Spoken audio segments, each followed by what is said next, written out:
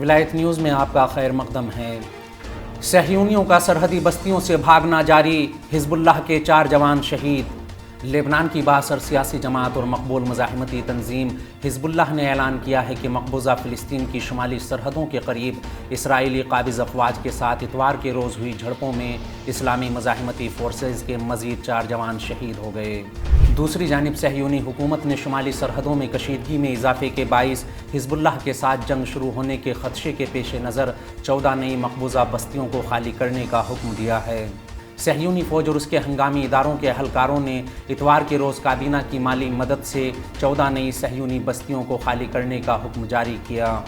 اس سے قبل صہیونی حکومت کے چینل 12 نے لبنان کی سرحد کے قریب 28 بستیوں کو خالی کرنے کے منصوبے کو فعال کرنے کا اعلان کرتے ہوئے خبر دی تھی کہ شمال میں 10,000 آباد کاروں کے انخلاء کی تیاریاں اس وقت جاری ہیں۔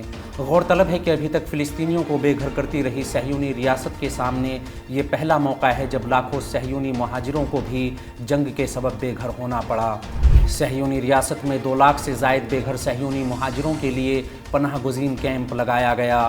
میڈیا اور سوشل نیٹ ورکس میں شائع ہونے والی تصاویر کے مطابق صہیونی حکومت نے اپنے قیام کے بعد پہلی بار مقبوضہ علاقوں میں صہیونی پناہ گزینوں کے لیے کیمپ کا اہتمام کیا ہے۔